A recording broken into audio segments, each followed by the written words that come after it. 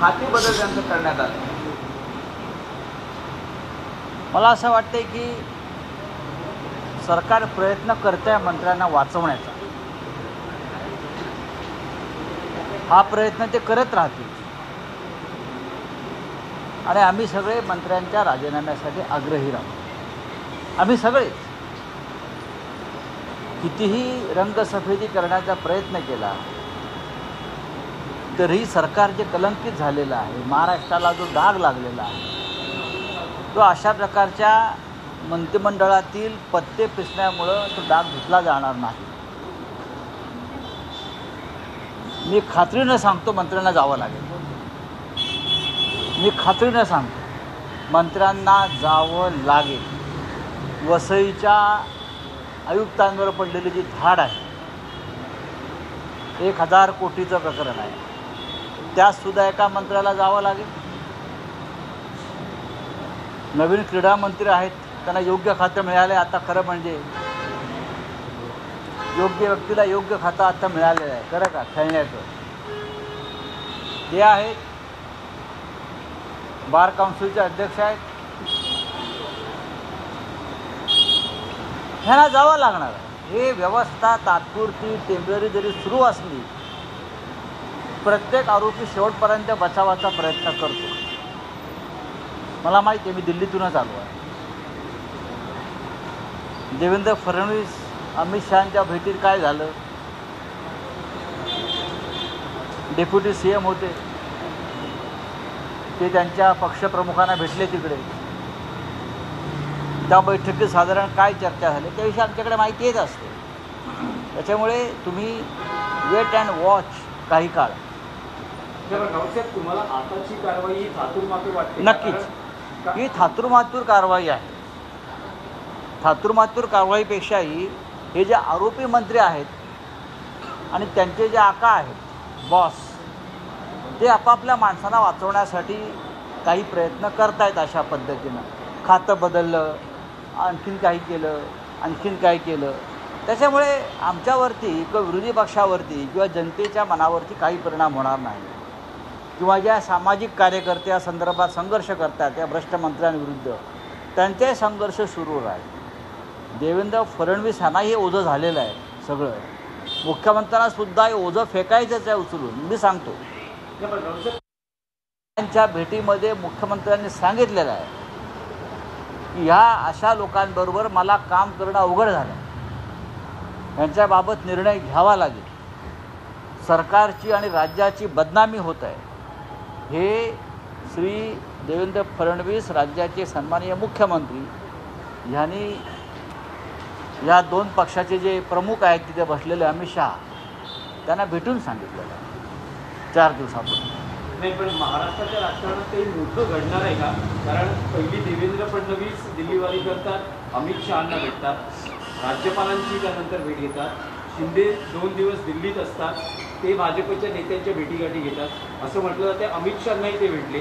काही महाराष्ट्राच्या राजकारणात मोठं काही घडणार आहे का? मंत्र्यांचे राजीनामेच होते तर मंत्र्यांना जावं लागेल, मंत्रिमंडळामध्ये रिशफल होईल.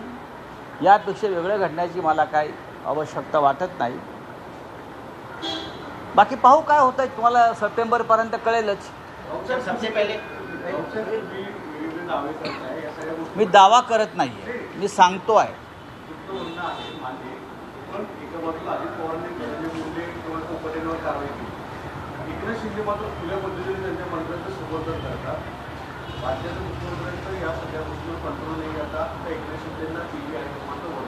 मला असं वाटत नाही.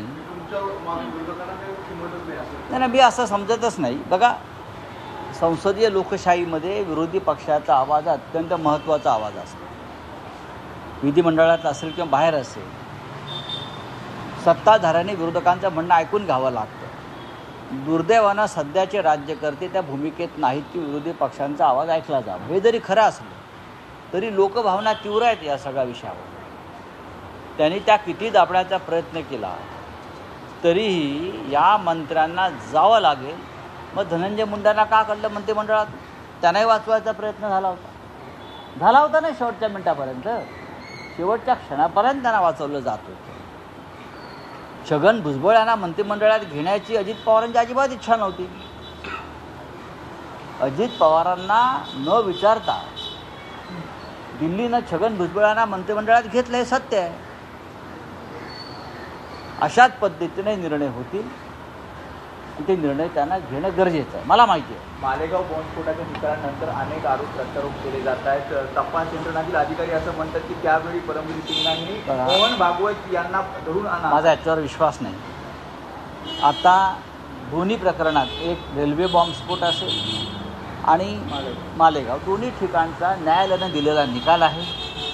तो निकाल स्वीकारला पाहिजे. आत्ता या क्षणी ज्या कोणाला त्याविरुद्ध वरच्या कोर्टात जायचं आहे त्यांच्यासाठी न्यायालयाची दरवाजे उघडे आहेत. आता कोण काय म्हणते त्यानंतर याच्यावरती आपण चर्चा करणं थांबवायला पाहिजे. हे याचं राजकारण होऊ नये. एकनाथ शिंदे यांनी पाठराखण आपल्या मंत्र्यांची वारंवार